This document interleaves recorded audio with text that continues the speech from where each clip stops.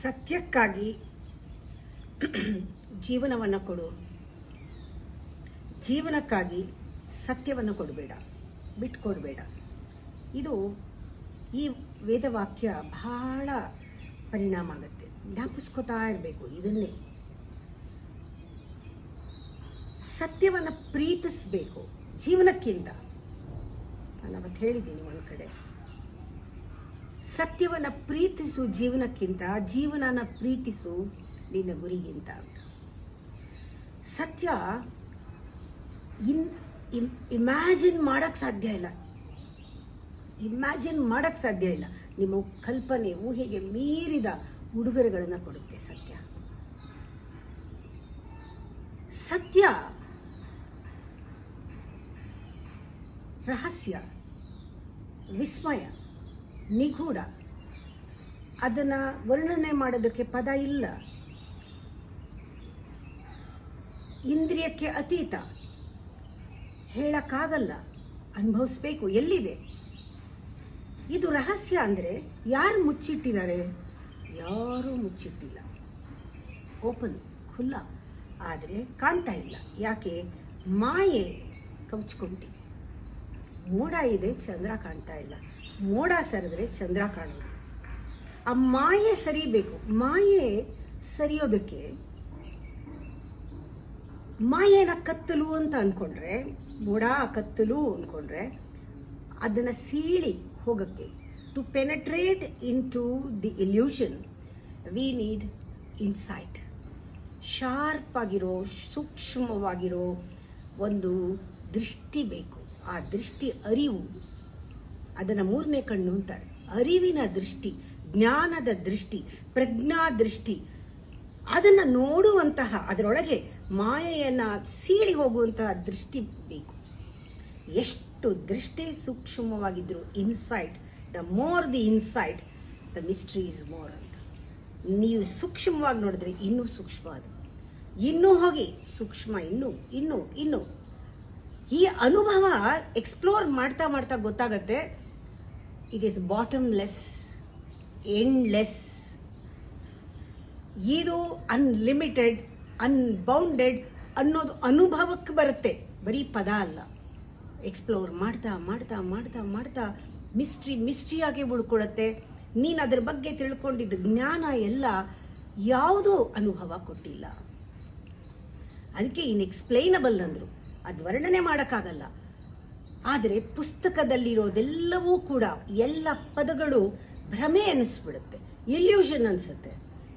ಉದಾಹರಣೆಗೆ ಒಂದು ಪದ, ನೀರು ಅನ್ನೋ ಒಂದು ಪದ.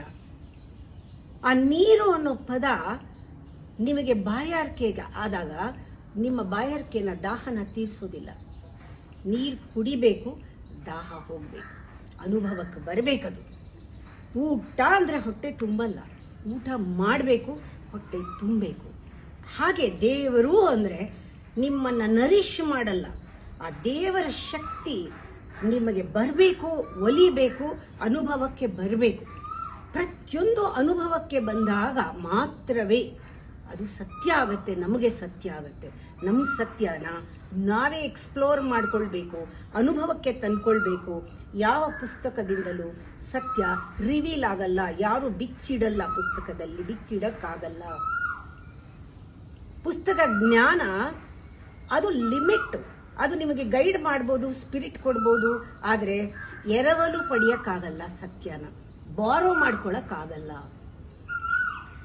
ಆದರೆ ಒಂದೊಂದು ಪದ ಏನಿದೆ ಉಪನಿಷತ್ನಲ್ಲಿ, ವೇದಗಳಲ್ಲಿ, ಆ ಪದ, ಈ ಮಂತ್ರ ತಗೊಳ್ಳಿ, ಒಂದೊಂದು ಮಂತ್ರವೂ ಕೂಡ ಪದ. ಅರ್ಥ ಇಲ್ಲದೆ ಇದ್ರೂ ಪವರ್ ಇದೆ. ಪ್ರತಿಯೊಂದು ವರ್ಡ್ಸ್ ಇದೆಯಲ್ಲ, ಪದದ ಹಿಂದೆ ಬೇಕಾದಷ್ಟು ಶಕ್ತಿ ಇದೆ. ಆ ಕಾಣದೇ ಇರೋ ಶಕ್ತಿ. ನಾವು ಒಂದೊಂದು ಪದದ ಒಳಗೆ ಹೋಗಬೇಕು. ಅಂದರೆ ಬರೀ ಅರ್ಥ ತಿಳ್ಕೊಂಡ್ರೆ ಪದಕ್ಕೆ ಪ್ರಯೋಜನ ಆಗೋದಿಲ್ಲ. ಡಿಕ್ಷನರಿನಲ್ಲಿ, ಶಬ್ದಕೋಶದಲ್ಲಿ ಎಲ್ಲದಕ್ಕೂ ಅರ್ಥ ಇದೆ. ಅರ್ಥ ತಿಳ್ಕೊಂಡು ನನಗೆ ಗೊತ್ತು ಅಂದರೆ ಮತ್ತೆ ಪುಸ್ತಕ ಜ್ಞಾನವೇ ಆಯಿತು. ಯಾವಾಗ ಒಂದು ಪದ ನಮ್ಗೆ ಕೇಳಿಸ್ಕೊಳ್ಳ ತಕ್ಷಣ you should start feeling the word. ಆ ಫೀಲಿಂಗ್ಗೆ ಬೇಕಾಗಿರೋದು ನಿಮ್ಮಲ್ಲಿ ಹೃದಯ. ಆ ಹೃದಯದಿಂದ ಅದು ಆ ಫೀಲ್ ಮಾಡಿದಾಗ you go deep into the word. ಆ ಪದಗಳ ಒಳಗೆ ಹೋಗ್ತೀರಾ, ಅದು ಮೌನಕ್ಕೆ ಕರ್ಕೊಂಡು ಹೋಗುತ್ತೆ. ಆ ಮೌನದಿಂದಲೇ, ಧ್ಯಾನದಿಂದಲೇ ಈ ಎಲ್ಲ ಪದಗಳು ಹೊರಗೆ ಬಂದಿರೋದು, ಶಬ್ದಗಳು ಹೊರಗೆ ಬಂದಿರೋದು, ನಾದ ಹೊರಗೆ ಬಂದಿದ್ದು ಮೌನದಿಂದ, ಧ್ಯಾನದಿಂದ, ಜ್ಞಾನದಿಂದ. ಅದರಿಂದ ನಾವು ಒಂದೊಂದು ಪದ ಉದಾಹರಣೆ ಕೊಟ್ಟರೆ ನಿಮ್ಗೆ ಅರ್ಥ ಆಗುತ್ತೆ. ಈಗ ಆತ್ಮನಿರ್ಭರತೆ, ಈ ಪದ ಪದೇ ಪದೇ ಪದೇ ನನ್ನ ಮನಸ್ಸಲ್ಲಿ ಕೆಲಸ ಮಾಡ್ತಾ ಇದೆ. ಅದು ಒಳಗಡೆ ಹೋಗ್ತಾ ಹೋಗ್ತಾ ಎಷ್ಟು ಸತ್ಯವನ್ನು ರಿವೀಲ್ ಮಾಡ್ತಾ ಇದೆ. ಏನು ಆತ್ಮನಿರ್ಭರತೆ? ನಿನ್ನನ್ನು ನೀನು ರಕ್ಷಿಸ್ಕೋ, ಹೊರಗಡೆ ಬೇಡ, ಹೊರಗಡೆ ನೀನು ಅವಲಂಬಿಸ್ಬೇಡ, ನಿನ್ನನ್ನು ನೀನು ನೋಡ್ಕೋ ಅಂತ ಒಂದು ಅರ್ಥ. ಅದು ಬರೀ ಅಷ್ಟೇ ಅಲ್ಲ, ನಾವು ಒಂದು ಪದನ ನಮ್ದನ್ನಾಗಿ ಮಾಡ್ಕೋಬೇಕಾದ್ರೆ, ನಮ್ಮ ಅನುಭವಕ್ಕೆ ಬರಬೇಕಾದ್ರೆ, ಅದು ಆ ಪದ ಕಾಂಟೆಕ್ಸ್ಟ್, ಯಾವ ಕಾಂಟೆಕ್ಸ್ಟಲ್ಲಿ ಯೂಸ್ ಮಾಡಿದ್ದಾರೆ, ಯಾವ ಸಂದರ್ಭದಲ್ಲಿ ಯಾರು ಯಾವಾಗ, ಅದರ ಇಂಟೆನ್ಷನ್ ಏನು, ಅದರ ಕನ್ಸರ್ನ್ ಏನು, ಅದರ ಹಿಂದೆ ಇರೋ ಭಾವ ಏನು, ಅದರಲ್ಲಿರೋ ಪ್ರೀತಿ ಏನು, ಎಲ್ಲ ಕಾಣಿಸ್ಬಿಡುತ್ತೆ. ಆವಾಗ ಅದು ನಮಗೆ ಜೀರ್ಣ ಆಗತ್ತೆ, ಅರ್ಥ ಆಗತ್ತೆ, ನಾವು ಅದನ್ನ ಪಾಲಿಸ್ತೀವಿ. ಹೀಗೆ ಪ್ರತಿಯೊಂದು ವರ್ಡೂ ಕೂಡ ಬಹಳ ಶ್ರೇಷ್ಠವಾದದ್ದು. ಅದು ಯಾವಾಗ ನಾವು ಮೌನಕ್ಕೆ ಹೋಗ್ತೀವಿ, ಆ ಮೌನಕ್ಕೆ, ಪ್ರತಿಯೊಂದು ಪದದ ಹಿಂದೆ ಮೌನ ಇದೆ. ಅದಕ್ಕೆ ಹೇಳ್ತಾರೆ ವಾಟ್ ಈಸ್ ಮೆಡಿಟೇಷನ್ ಅಂದ್ರೆ from verbal to non verbal ಅಂತ. ಮೌನಕ್ಕೆ ಕರ್ಕೊಂಡು ಹೋಗುವ ಪದಗಳೆಲ್ಲವೂ ಕೂಡ ನಿಮಗೆ ಸತ್ಯವನ್ನ ತಿಳಿಯುವ ಒಂದು, ಆ ಒಳಗಡೆ ಯರ್ನಿಂಗ್ ಅಂತಾರೆ, ಆ ಒಂದು ದಾಹ, ಹಸಿವು ಇದ್ರೆ ಉಪನಿಷತ್ ಗುರು ವಾಕ್ಯಗಳೆಲ್ಲ ಅದೊಂದೇ ನಿಮ್ಮನ್ನ ಆ ಮೌನಕ್ಕೆ ಕರ್ಕೊಂಡು ಹೋಗೋದು, the silence beyond the word ಅಂತ. ಅದಕ್ಕೆ ಪೂರ್ಣಕ್ಕೆ ಏನೋ ಒಂದು ವಿಶೇಷತೆ ಇದೆ. ಸತ್ಯ ಸಂಪೂರ್ಣ. ಯಾವುದನ್ನ ಹೊರಗಡೆ ಕಾಣಿಸ್ತಾ ಇರೋದನ್ನ ಸಂಪೂರ್ಣವಾಗಿ ಅನುಭವಿಸ್ತೀವೋ ಅದು ನಮಗೆ ಅಪೂರ್ಣತ್ವವನ್ನು ಕೊಡುತ್ತೆ. ಪೂರ್ಣಮುದಚ್ಯತೆ ಅಲ್ವಾ, ಆ ಒಂದು ಶ್ಲೋಕನೇ ಸಾಕು. ಆ ಪೂರ್ಣತ್ವ ಆರ್ಗ್ಯಾನಿಕ್ ಯೂನಿಟಿ ಅಂತ. ಅದು ನಾವು ಅದರಲ್ಲಿ ಸೇರ್ಕೊಂಡ್ಬಿಟ್ಟಾಗ ಇಷ್ಟಿದ್ರೂ ಕೂಡ ಅದರಲ್ಲಿ ನಾವು ಆ ಒಂದು ಸ್ಪೆಷಲ್, ನಮಗೂ ಒಂದು ವೈಶಿಷ್ಟ್ಯತೆ ಬರುತ್ತೆ ಆ ಪೂರ್ಣಕ್ಕೆ ಸೇರ್ಕೊಂಡು. ಆ ಪದ ನಮ್ಮನ್ನ ಆ ಪೂರ್ಣತ್ವಕ್ಕೆ ಕರ್ಕೊಂಡು ಹೋಗುತ್ತೆ. ಉದಾಹರಣೆ ಹೇಳ್ತೀನಿ ಪುನಃ. ಪ್ರೇಮ, ಎಲ್ಲರೂ ಅನುಭವದಲ್ಲಿ ಹೇಳಿದ್ರು ದಯೆಯೇ ಧರ್ಮ ಅಂತ, ನಾನು ಪ್ರೇಮವೇ ಧರ್ಮ ಅಂತ ಹೇಳ್ತೀನಿ. ಯಾಕೆ? ಆ ಪ್ರೇಮವನ್ನ ಎಕ್ಸ್ಪ್ಲೈನ್ ಮಾಡೋಕ್ಕಾಗಲ್ಲ. ಪ್ರೇಮದ ಬಗ್ಗೆ ಥೀಸಿಸ್ ಬರಿಬಹುದು ಬೇಕಾದ್ರೆ, ಅದರ ಅನುಭವಕ್ಕೆ ಬರೋಲ್ಲ. ಆ ಪ್ರೇಮ gives you the insight and experience, ಆಳವಾದ ಅನುಭವ ನಿಮಗೆ ಕೊಡುತ್ತೆ. ಆ ಪ್ರೇಮ ನಿಜವಾಗ್ಲೂ ಒಂದು ಪರಾಕಾಷ್ಠೆಯನ್ನು ತಲುಪಿದ್ರೆ, ಭಕ್ತಿಯಾಗಿ ಆ ಭಕ್ತಿ ಎಕ್ಸ್ಪ್ಲೋರ್ಡ್ ಆದ್ರೆ ಭಗವಂತನಾಗ್ಬಿಡ್ತಾನೆ. ಆ ಪ್ರೇಮ ನಾನು ಹೇಳ್ತಾ ಇರೋದು ಅದು ನಮ್ಮ ಒಳಗಿಂದ ಬರುತ್ತೆ. ಆದರೆ ಆ ಪ್ರೇಮದ ಹೆಸರಿನಲ್ಲಿ ನಾವು ಮೋಹನ ಪ್ರೇಮದ ಥರ ಅನ್ಕೊಂಡಿದ್ರೆ, 4 ಜನಕ್ಕೆ ಪ್ರೀತಿಸಿ ನಾನು ಪ್ರೇಮಿಸ್ತೀನಿ, ನಾನು ಪ್ರೇಮಮಯಿ ಅಂತ ನೀವು ಅನ್ಕೊಂಡಿದ್ರೆ, ಆ ಪ್ರೇಮ ಎಮೋಷನಲ್ ಇರ್ಬೋದು, ಆ ಪ್ರೇಮ ಸೆನ್ಸಿಟಿವ್ ಮಾಡ್ಬೋದು ನಿಮ್ಮನ್ನ ಸ್ವಲ್ಪ, ನೀವು ಸೆಂಟಿಮೆಂಟಲ್ ಆಗ್ಬೋದು, ಆಮೇಲೆ ಕೊನೆ ಮೆಂಟಲ್ಲೇ ಆಗಬೇಕಾಗತ್ತೆ. ಆ ಪ್ರೇಮ ಆ ಒಂದು ಪರಾಕಾಷ್ಠೆಯನ್ನು ತಲುಪಿಸೋದಿಲ್ಲ. ಅದಕ್ಕೆ ಹೇಳೋದು, ಕೆಲವರು ಹೇಳ್ತಾರೆ ಫಿಲಾಸಫಿನೇ ನಮ್ಮ ಧರ್ಮ ಅಂತ. ಅದು ಒಂದು ಕ್ಯಾಟಗರಿ ಆಫ್ ಪೀಪಲ್. ಅವರಿಗೆ ಪ್ರೇಮ ಧರ್ಮ ಅಂದರೆ ಅರ್ಥ ಆಗಲ್ಲ, ಫಿಲಾಸಫಿನೇ ಧರ್ಮ ನಮಗೆ ಅಂತ. ಇನ್ನು ಕೆಲವರು ನಾವು ನಂಬಿರುವಂತಹ ಮೂಢನಂಬಿಕೆ ಆರ್ ಸೂಪರ್ಸ್ಟಿಷನ್ನೇ ನಮ್ಮ ಧರ್ಮ ಅಂತ ಅಂದ್ಕೊಂಡಿದ್ದಾರೆ ಕೆಲವರು. ಹೀಗೆ ನಾವು ಯಾವುದಕ್ಕೆ ನಾವು ಗುರುತಿಸ್ಕೊಳ್ತೀವೋ ಅದು ನಮಗೆ ಆ ಪ್ರಪಂಚ, ಆ ಅರ್ಥ ಅದು ನಮಗೆ ಕಾಣಿಸುತ್ತೆ. ದೇಹಕ್ಕೆ ಗುರುತಿಸ್ಕೊಂಡ್ರೆ ಎಲ್ಲ ಮೆಟೀರಿಯಲ್ ಕಾಣುತ್ತೆ, ಮನಸ್ಸಿಗೆ ಗುರುತಿಸ್ಕೊಂಡ್ರೆ ಎಲ್ಲ ಕಡೆ ಭಾವನೆಗಳು, ಭಾವೋದ್ವೇಗ. ನೀವು ಬುದ್ಧಿಗೆ ಉಪಯೋಗಿಸ್ಕೊಂಡ್ರೆ ಚಿಂತನೆ, ಆಲೋಚನೆ, ತರ್ಕ, ಡಿಸ್ಕಷನ್ ಎಲ್ಲ ಶುರು ಆಗುತ್ತೆ, ಅನಾಲಿಸಿಸ್. ಹಾಗೆ ನಾವು ನಮ್ಮ ಅಹಂಕಾರಕ್ಕೆ ಗುರುತಿಸ್ಕೊಂಡ್ರೆ ಗೋಡೆಗಳು ಬರ್ತಾ ಇರುತ್ತೆ, ನಮ್ಮದು ಒಂದು ಲೋಕ ಆಗೋಗುತ್ತೆ. ಹಾಗೆ ಕಾನ್ಷಿಯಸ್ ಗುರುತಿಸ್ಕೊಂಡ್ರೆ ನೀವೆಲ್ಲರನ್ನೂ ಸೇರಿಸ್ಕೊಳ್ತೀರಾ. ಹೀಗೆ ನೋಡಿದಾಗ ಎಷ್ಟೋ ಹಿಂದೆ ನಾನು ಗಮನಿಸಿ ನೋಡ್ತೀನಿ, ಇವಾಗ ಗೌತಮ ಬುದ್ಧ ಅವನನ್ನ ಜನ ಒಂದು ಕಾಲದಲ್ಲಿ ಎಷ್ಟು ಮೆಟೀರಿಯಲಿಸ್ಟಿಕ್ ಆಗಿ ನೋಡ್ತಾ ಇದ್ರು ಜನಗಳನ್ನ, ಅನ್ನಕ್ಕೆ ಎಷ್ಟು ಅಪ್ರಿಷಿಯೇಟ್ ಮಾಡಿದ್ದಾರೆ. ಯಾಕೆ? ಒಂದೇ ಒಂದು ಉದ್ದೇಶ, ಅವನು ರಾಜನಾಗಬಹುದು ಆಗಿತ್ತು, ಅವನಲ್ಲಿ ಆ ಕಿಂಗ್ಡಮ್ ಇತ್ತು, ಹಣ ಇತ್ತು, ಎಷ್ಟು ವಿಜೃಂಭಿಸ್ಬೋದಾಗಿತ್ತು ಅಂಥವನ್ನ ಎಲ್ಲ ಬಿಟ್ಟು ಕಾಡ್ಬೋದಾ, ಅದರಿಂದ ಹಿ ಇಸ್ ಗ್ರೇಟ್ ಅಂತ ಅವರು ನೋಡೋದು. ಗ್ರೇಟ್ನೆಸ್ನ ಅವನೆಲ್ಲ ಇದ್ದಿದ್ದನ್ನೆಲ್ಲ ಬಿಟ್ಟು ಹೋದ ಅಂತ. ಆದರೆ ಕಬೀರ್ ಇರ್ಬೋದು, ಅಥವಾ ಕಾಳಿದಾಸ ಇರ್ಬೋದು, ಕುರುಬನಾಗಿ ಹುಟ್ಟಿದ ಕಾಳಿದಾಸ ಇರ್ಬೋದು, ಕಾರ್ಪೆಂಟರ್ ಮಗ ಹುಟ್ಟಿದ ಜೀಸಸ್ ಇರ್ಬೋದು, ಯಾರೂ ಅಪ್ರಿಷಿಯೇಟ್ ಮಾಡಲಿಲ್ಲ. ಏನೋ ಅವ್ರಿಗೆ ಅನಿವಾರ್ಯ ಇತ್ತೇನೋ, ಸನ್ಯಾಸಿ ಆಗಿದ್ದಾರೆ, ಬಡವ, ಯಾರು ಅದಕ್ಕೆ ಭಿಕ್ಷೆಗೆ ಹೋದ. ಈ ರೀತಿ ಜನ ನೋಡುವಾಗ ನಾವು ಅನ್ಕೊಳ್ಬೇಕು, ಯಾವ ವಿಸ್ಡಮ್ ನಮಗೆ ಬೇಕೋ ಅದು ಅಕಾಡೆಮಿಕ್ ಎಜುಕೇಷನ್ ಆಗಲಿ, ಪುಸ್ತಕದ ಜ್ಞಾನ ಆಗಲಿ ಅದು ಕೊಡೋದಿಲ್ಲ. ನಮ್ಮ ಲೈಫ್ನ ನೋಡುವ ದೃಷ್ಟಿಕೋನ ಶಾರ್ಪ್ ಆಗಿ, ಅರಿವಲ್ಲಿ ನಾವು ಸೂಕ್ಷ್ಮವಾಗಿ, ತೀಕ್ಷ್ಣವಾಗಿ ಬೆಳೆಸ್ಕೊಳ್ತಾ ಹೋದ್ರೇ ಜೀವನದ ಒಂದು ನಿಜವಾದ ರೂಪ ಕಾಣಿಸೋದು. ಅದಕ್ಕೆ ಹೇಳೋದು, ಬರೀ ರಿಚುವಲ್ ಮಾಡಿಕೊಂಡು ಪೂಜೆ ಮಾಡಿಕೊಂಡು ಇದ್ರೆ ಆ ವಿಸ್ಡಮ್ ಬರೋದಿಲ್ಲ. ಅದಕ್ಕೆ ಬೇರೆ ರೀತಿ ವಿಸ್ಡಮ್ಮೇ ಬೇಕು. ನೋಡಿ, ಇವಾಗ ಜನ ಇನ್ ದ ನೇಮ್ ಆಫ್ ಧರ್ಮದ ಹೆಸರಿನಲ್ಲಿ ಧರ್ಮ ಹೇಳಿದೆ, ಭಗವದ್ಗೀತೆನಲ್ಲೂ ಇದೆ, ನೀನು ಅಮರ, ನೀನು ಸಾಯೋದಿಲ್ಲ, ಬಾಡಿ ಮಾತ್ರ ಸಾಯೋದು. ಇಷ್ಟನ್ನು ಮಾತ್ರ ಆರಿಸ್ಕೊಂಡ್ಬಿಡ್ತಾರೆ, ತಮಗೆ ಬೇಕಾದನ್ನು ಮಾತ್ರ ಯಾವ ರೀತಿ ಆರಿಸ್ಕೊಳ್ತಾರೆ ಅಂತ. ನನಗೇನು ಸಾವಿಲ್ಲ, ನಾನು ಇರ್ತೀನಿ, ನನ್ನ ದೇಹ ತಾನೇ ಹೋಗೋದು, ಅದರಿಂದ ನಾನು ಅಮರ.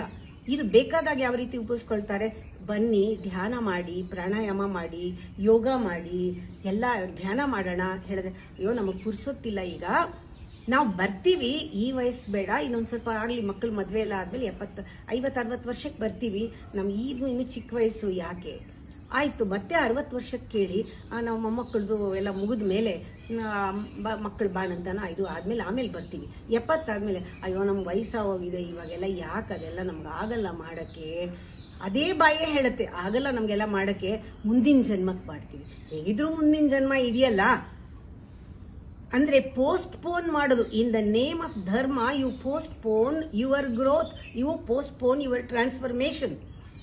You are going against existence. This is a sin. ಇದು ಒರಿಜಿನಲ್ ಸಿನ್ ಅಂತ ನಾನು ಹೇಳೋದು. ಪೋಸ್ಟ್ಪೋನ್ ಮಾಡ್ತಾ ಇರೋದು. ಯಾಕೆ, ಯಾವುದೋ ಒಂದು ತೊಗೊಂಡ್ಬಿಟ್ಟು ನಾವು ಅಮರರು, ಮತ್ತೆ ಬರ್ತೀವಿ. ಎಷ್ಟು ಸತಿ ಬರ್ತೀರಾ? ಇದನ್ನ ನಾನು ಕೇಳೋದು. ಇಷ್ಟು ಜಾಸ್ತಿ ಮಾತಾಡಿದ್ರೆ ಕೆಲವ್ರು ಹೇಳ್ತಾರೆ, ಅಯ್ಯೋ ದೇವ್ರು ಕಂಡುಬಿಟ್ಟಿಲ್ಲ, ದೇವ್ರು ನೋಡ್ಕೊಂಡಿಲ್ಲ, ದೇವ್ರು ಮನ್ಸಿಗೆ ಬಂದಿಲ್ಲ ಅದಕ್ಕೆ ಅಂತ. ನಾವು ಮತ್ತೆ ಪ್ರಶ್ನೆ ಕೇಳಿದ, ನೀವೇ ಕರ್ಸ್ಕೊಂಡಿಲ್ಲ ನನ್ನೇ ಅಂದ್ಬಿಡ್ತಾರೆ. ಅಂದರೆ ನಾವು ಯಾವ್ಯಾವ ಥರ ಬಳಸ್ಕೊಂಡ್ಬಿಡ್ತೀವಿ ಧರ್ಮದ ಹೆಸರಿನಲ್ಲಿ, ನಾವು ನಮ್ಗೆ ಹೆಂಗೆ ಬೇಕೋ ಆ ರೀತಿ ತಿರುಗಿಸ್ಕೊಂಡ್ಬಿಟ್ರೆ ಆಗ ಸತ್ಯ ಮರೆಯಾಗೋಗುತ್ತೆ. ಅಂಥವ್ರಿಗೆ ಸತ್ಯ ಸಿಗೋದಕ್ಕೆ ಸಾಧ್ಯವೇ ಇಲ್ಲ. ನಾನು ಅದೇ ಹೇಳೋದು, ದೇವರು ಅಂದಾಗ ಕಲ್ಲಲ್ಲಿ ತಂದು ಕೆತ್ತಿಸಿ ದೇವ್ರನ್ನ ಇಟ್ಟಿದ್ದು ನಾವೇ. ನಮಗೆ ಗೊತ್ತಿದ್ದು ಕಲ್ಲು ಇದೇನು ಕೊಡುತ್ತೆ, ಇದ್ರ ಹತ್ರ ಏನು ಮಾತಿದೆ ಅಂದ್ಕೊಳ್ಬಹುದು. ಆದರೆ ನೀನು ಯಾವ ಸ್ಥಿತಿಯಲ್ಲಿ ಅದಕ್ಕೆ ಪ್ರತಿಷ್ಠಾಪನೆ ಮಾಡಿ, ಪ್ರಾಣ ಪ್ರತಿಷ್ಠಾಪನೆ ಮಾಡಿ, ನಿನ್ನ ಎಕ್ಸ್ಪ್ಲೋರ್ ಮಾಡಿಕೊಂಡು, ನಿನ್ನ ಒಂದು exploration and experience, if you go to that god, ಅಲ್ಲಿ ನೀನು if you pour your energy, you can manifest god. ನಿನ್ನಲ್ಲೇ ಆಗಬೇಕದು. ಆ ಕಲ್ಲು ದೇವರಾಗಬೇಕಾದ್ರೆ ಕಲ್ಲಲ್ಲಿ ದೇವರು ಬರಲ್ಲ. ಎಲ್ಲ ಕಡೆ ದೇವರು ನೋಡೋದು ನೀನು ಪ್ರೀತಿಯನ್ನು ಎಲ್ಲೆಲ್ಲಿ ಹಾಕ್ತೀಯ ಅಲ್ಲಲ್ಲಿ ಪರಮಾತ್ಮ ತಾನು ಕಾಣಿಸ್ಕೊಳ್ತಾರೆ ಅಂತ. ಭಯದಲ್ಲಿ ನಾವು ದೇವ್ರನ್ನ ಇನ್ವೆಂಟ್ ಮಾಡಿದ್ರೆ that is false god. Inventing god is a false god. Discovering god, exploring god, godliness ಅಂತ ಹೇಳಬೇಕು. ಆ ದೇವರ ಗುಣಗಳನ್ನು ನಿನ್ನಲ್ಲಿ ಕೂಡಿಸ್ಕೊಂಡಾಗ ಆಗ ಅದ್ಭುತವಾದ ಅನುಭವಗಳು ನಮಗೆ ಆಗುತ್ತೆ. ಅದು ಬೇಕಾಗಿರೋದು. ನೋಡಿ, ಈಗ ಉದಾಹರಣೆಗೆ ನಾ ಹೇಳೋದು ಹಳತನ್ನ ಬಿಟ್ಟರೆ ಮಾತ್ರ ಹೊಸದು ಬರೋದು. ಹಳತು ಸತ್ತಾಗ್ಲೇ ಹೊಸದು ಬರೋಕ್ಕೆ ಸಾಧ್ಯ. ನಮ್ಮ ಮನಸ್ಸು ಎಷ್ಟು ಹಳೇದು ನಮ್ಮ ಮನಸ್ಸು ಪ್ರಾಚೀನ. ಅದಕ್ಕೆ ಹೊಸದು ಬೇಕಾಗಲ್ಲ, ಹೊಸದು ಬೇಡ. ಅದಕ್ಕೆ ಹೊಸದು ಭಯ. ಅದಕ್ಕೆ ನೀವು ನೋಡಿ, ಇವಾಗ ಜೀವನದಲ್ಲಿ ಮನಸ್ಸನ್ನು ಆಯ್ಕೆ ಮಾಡಿಕೊಂಡ್ರೆ ನೀವು ನಿಂತ ಜಾಗದಲ್ಲೇ ನಿಂತಿರ್ತೀರ. ಅದೇ ನೀವು ಜೀವನನ ಆಯ್ಕೆ ಮಾಡಿಕೊಂಡ್ರೆ ಈ ಕ್ಷಣದಲ್ಲಿ ಅದ್ಭುತವಾಗಿರುತ್ತೆ. ಯಾಕೆಂದರೆ ಹೊಸತು, ಇದು ತಾಜಾ, ಇದು ಹೊಸತು. ಯಾಕೆ ಅಂದರೆ ಹೊಸದು ಎಲ್ಲಿಂದ ಬಂದಿದೆ? ಶೂನ್ಯದಿಂದ, ನಥಿಂಗ್ನೆಸ್, ಸೊನ್ನೆಯಿಂದ ಬಂದಿದೆ. ಅಟ್ಟರ್ಲಿ ನ್ಯೂ. ಈ ಕ್ಷಣದಿಂದ ಹೊಮ್ಮಿದೆ, ಈ ಕ್ಷಣದಿಂದ ಬಂದಿದೆ. ಇದು ಯಾವಾಗಲೂ ಹೊಸದು, ಪ್ರತಿ ಕ್ಷಣವೂ ಹೊಸದು. ಇದು ಸತ್ಯ. ಇಲ್ಲದೆ ಇದ್ರೆ ನಾವು ಮನಸ್ಸಿನಲ್ಲೇ ಸಿಕ್ಕಾಕೊಂಡಿದ್ರೆ ಮನಸ್ಸು ಬೇಕಾದರೆ ಅದನ್ನ ಟ್ರಾನ್ಸ್ಪರೆಂಟ್ ಮಾಡಬಹುದು. ಅದು ಹೊಸದ ಥರ ತೋರಿಸ್ಬೋದು, ಹಳೇದನ್ನ ಚೇಂಜ್ ಮಾಡ್ಬೋದು, ಬದಲಾಯಿಸ್ಬೋದು, ಅಥವಾ ಅದನ್ನು ಸ್ವಲ್ಪ ಕ್ಲಿಯರ್ ಮಾಡ್ಬೋದು, ಅದನ್ನು ಬದಲಾಯಿಸಿ ಸ್ವಲ್ಪ ಹೊಸದ ಥರ ಮಾಡ್ಬೋದೇ ಹೊರತು ಹಳೇದೇ ಹೊಸದೇನೆ.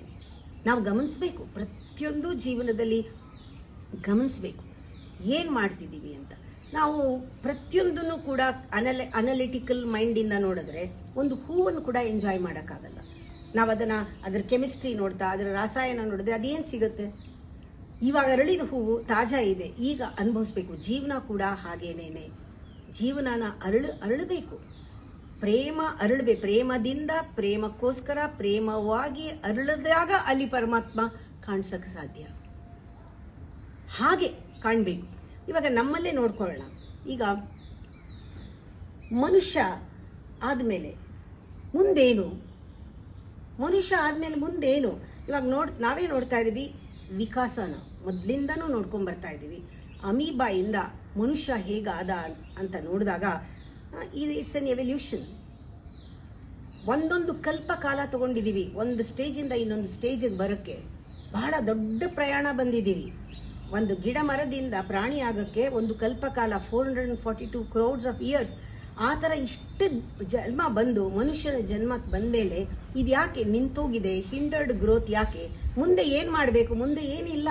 ಈಗ ಮನುಷ್ಯನಿಗೆ ಎಲ್ಲ ಸಾಮಗ್ರಿಗಳು ಇದೆ. ಇನ್ವಲ್ಯೂಷನ್, ಇಲ್ಲಿವರೆಗೂ ಎವಲ್ಯೂಷನ್ ಆಯಿತು. ಇನ್ವಲ್ಯೂಷನ್ ಅಂದರೆ ಸೃಷ್ಟಿ ಸ್ಥಿತಿ ಲಯ ಆದಮೇಲೆ ತಿರೋಧಾನ ಅಂತಾರೆ. ತಿರೋಧಾನ ಅಂದರೆ ಅದು ಲಯ. ಈಗ ಇದುವರೆಗೂ ಸೃಷ್ಟಿ ಆಯಿತು, ಲಯ ಅಂದರೆ ಮತ್ತೆ ಫೋಲ್ಡಿಂಗ್ ಸ್ಟಾರ್ಟ್ ಆಗಬೇಕು. ಒಳಗಡೆ ನೀವು ವಾಪಸ್ಸು ಪುನಃ ನಿಮ್ಮ ಸ್ವರೂಪಕ್ಕೆ ಹೋಗಬೇಕು. ಅದು ದೇವರಾಗೋದು ಅಂತ ಹೇಳ್ತಾರೆ. ಆ ಇನ್ವಲ್ಯೂಷನ್ ಥಿಯರಿ ಅಂತ ಹೇಳ್ತಾರೆ. ಆ ಇನ್ವಲ್ಯೂಷನ್ಗೆ ಬೇಕಾಗಿರೋದು ಎವಲ್ಯೂಷನ್ ಅಲ್ಲ. ನೀವು ಗಮನಿಸಬೇಕು, ಎವಲ್ಯೂಷನ್ನು ಎಷ್ಟು ಲಾಜಿಕಲ್ ಆಗಿ ಸ್ಟೆಪ್ ಬೈ ಸ್ಟೆಪ್ ಬಂದಿದ್ದೀವಿ. ಇವಾಗ ನಮ್ಮಲ್ಲಿ ಆಗಬೇಕಾಗಿದ್ದು ಒಂದು ದೊಡ್ಡ revolutionary change, involution, inner change, vertical change ನಮ್ಮಲ್ಲಿ ಬೆಳಿಬೇಕು. ಅಂದರೆ ಈಗ ಸುಮ್ಮನೆ ಫ್ಲಾಟ್ ಆಗಲ್ಲ. ಅದಕ್ಕೆ ಹೇಳೋದು ಎವಲ್ಯೂಷನ್ ಅಂದರೆ ಎಷ್ಟು ಲಾಜಿಕಲ್ ಇದೆಯೋ ಅಷ್ಟು ರ್ಯಾಷನಲ್ ಅದು. ನಾವು ಮುಂದೆ ಈ ನಮ್ಮ ನಿಜವಾದ ವಿಕಾಸ ಏನು ಅಂದರೆ ಇರ್ರ್ಯಾಷನಲ್. ಮುಂದಿನ ವಿಕಾಸ ಇಲ್ಲಾಜಿಕಲ್. ಮುಂದಿನ ವಿಕಾಸ ಸೆನ್ಸಿಬಲ್ ಅಲ್ಲ. ಅದಕ್ಕೆ ನಾನ್ ಸೆನ್ಸ್ ಅಂತಾರೆ. ಇದು ಇಂದ್ರಿಯಕ್ಕೆ ಮೀರಿದ್ದು, beyond logic, beyond rationality, beyond ಎಲ್ಲಕ್ಕೂ ಅತೀತವಾದದ್ದು. ಇದು ಮೆಕ್ಯಾನಿಕಲ್ ಪ್ರಾಸೆಸ್ ಅಲ್ವೇ ಅಲ್ಲ, ಸ್ಪಾಂಟೇನಿಯಸ್ ಪ್ರಾಸೆಸ್. ಇಲ್ಲಿ ಇದುವರೆಗೂ ದೇವರು ಪ್ರಕೃತಿ ಡಿಸೈಡ್ ಮಾಡಿಕೊಂಡು ಬಂದಿದ್ದು. ಈಗ ನೀನು ಡಿಸೈಡ್ ಮಾಡಬೇಕು, ಏನು ಜಂಪ್ ತಗೊಳ್ಳೋದಾ ನಾನು? ಮೆಕ್ಯಾನಿಕಲ್ ಆಗಿ ಬಂದು ಹೋಗಿ ಮಾಡ್ತಾ ಇರೋ ಆ ಸೈಕಲ್ನ, ಆ ವ್ಯೂಹದಿಂದ ಹೊರಗೆ ಬರೋದಾ? ಈಗ ನೀನು ಡಿಸೈಡ್ ಮಾಡಬೇಕು ಜಂಪ್ ತಗೊಳಕ್ಕೆ. ದೇವರ ಆಗೋದಾ? ಈಗ ನೀನು ಡಿಸೈಡ್ ಮಾಡಬೇಕು. ಇದು ನಿನ್ನ ಡಿಸಿಷನ್ ಮೇಲಿದೆ. Evolution you can predict, here you can't predict. Next ಸ್ಟೆಪ್ನ ಪ್ರಿಡಿಕ್ಟ್ ಮಾಡೋಕ್ಕಾಗೋದಿಲ್ಲ. ಇದು ಸ್ಪಾಂಟೇನಿಯಸ್ ಆಗಿ ಬರುತ್ತೆ. ಇದು ಹಾರಿಜಾಂಟಲ್ ಲೈನಲ್ಲಿ ನಾವು ಹೋಗೋದಿಲ್ಲ. ಇದು ಒಂದೇ ದಿಕ್ಕಲ್ಲಿ ಹೋಗಲ್ಲ. ಇದಕ್ಕೆ ಬೇಕಾದಷ್ಟು ಡೈಮೆನ್ಷನ್ ಇದೆ. ನಾವು ಮುಂದೆ ಇವಾಗ ಒಳಗೆ ಹೋಗ್ತಾ it is multiple dimension truth ಅನ್ನೋದು. ಒಳಗೆ ಹೋಗ್ತಾ ಮಲ್ಟಿಪಲ್ ಡೈರೆಕ್ಷನ್ ಇದೆ ಟ್ರೂತ್ ಅಂದರೆ. ಮಲ್ಟಿಪಲ್ ವಿಚಾರ ಬೇಕಾದಷ್ಟು ತಿಳ್ಕೊಳ್ಳೋದಿದೆ. ಸತ್ಯ ಅಂದರೆ ನಮ್ಮ ಬಗ್ಗೆ ನಮಗೆ ತಿಳ್ಕೊಳ್ಳೋದು ಬೇಕಾದಷ್ಟಿದೆ. ಅದರಿಂದ ಇದು ಸಂಪೂರ್ಣವಾಗಿ ಹಾರಿಜಾಂಟಲ್ ಅಲ್ವೇ ಅಲ್ಲ, ಇದು ವರ್ಟಿಕಲ್. ಇದು ಆಳಕ್ಕೆ ಎತ್ತರಕ್ಕೆ ಬೆಳೆಯುವಂಥದ್ದು. ಇದಕ್ಕೆ ಇದು ಸಂಪೂರ್ಣವಾಗಿ ಒಂದು ರೆವಲ್ಯೂಷನ್ ನಮ್ಮಲ್ಲಿ ಆಗಬೇಕು. ಈ ಸತ್ಯದ ಶೋಧನೆ ಅನ್ನೋದು ಬಹಳ ಬಹಳ adventurous. Life is on going journey into adventure. ಇದು ಸತತವಾದ ಪ್ರಯಾಣ ಕಾಣದ ಊರಿಗೆ. ನಾಳೆ ಮುಂದುವರಿಸ್ತೀನಿ.